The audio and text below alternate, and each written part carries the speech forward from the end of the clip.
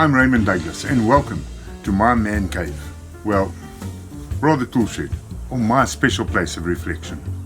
The Inside Out Perspective takes a look at life's challenges and its effects and asks one simple question: what race are you running?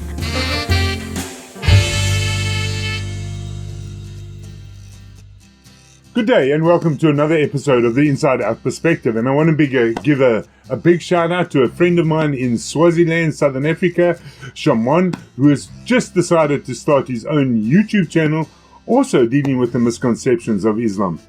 The great thing about Shimon is he's just completed his master's degree in theology, so there's great insight from him from the theological background and in relation to Islam.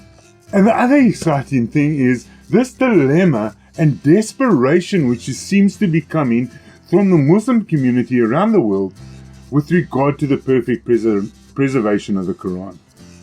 Now remember, the Quran was revealed in 7 dialects, which is fine. Then later another 3 dialects were given, so there's 10.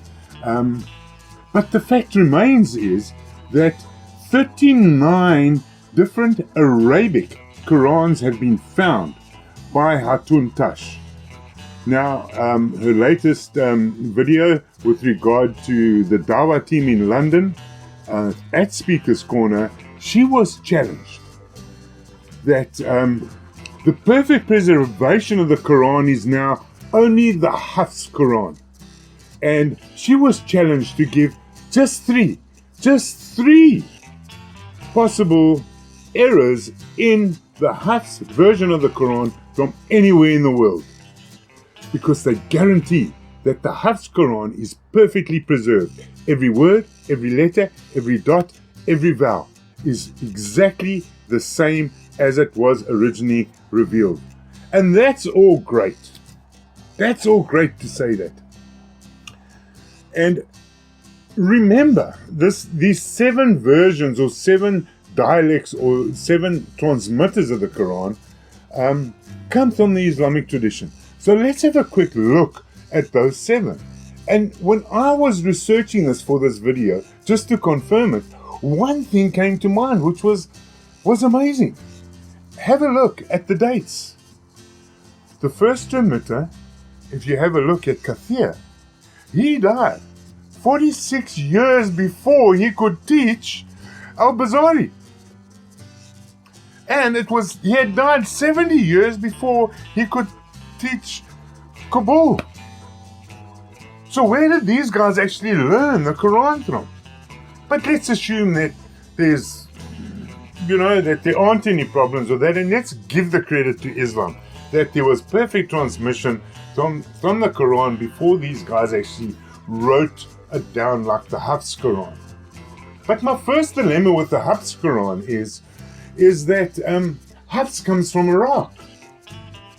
And the Quran is very, very clear that it must be relayed in the dialect of the Quraishi tribe. That's Muhammad's own tribe.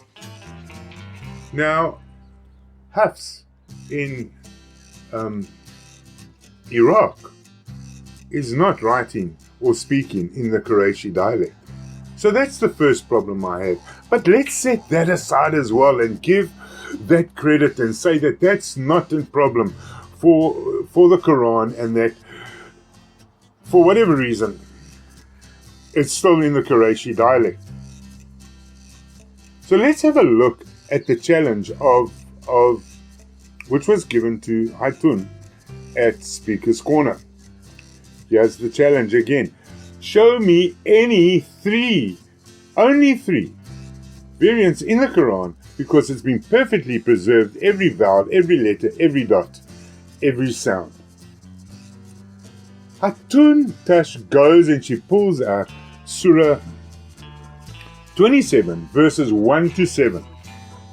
She did a number of other things, but I'm only going to focus on this because I think this has a huge impact, because it impacts the theology of Islam. Because when we read Surah 27, we see that it is one of the texts Muslims go to show the perfect preservation of the Quran. So, if we have a look at just Surah 27 verses 1 to 7, there are 118 words in that. Have a look at this. Out of those 118 words, here are none less than 22 variants, all showing different sounds, different vowels, different diacritical markers, different words. So, in the dilemma which Islam is facing at the moment, in their desperation, they go in and they're saying, well, forget about the other 39 Qurans and the 93,000 variants found in those Qurans. Let's just have a look at Hafs Quran, because Hafs, they must be perfect. But Hafs is not perfect. Here we're having just a looking at 7 verses of the Quran, we find 22 variants. 22 variants. That is humongous. So we can only conclude one thing. The Quran was not preserved perfectly. And I leave you with the final question, as always. Which race are you running?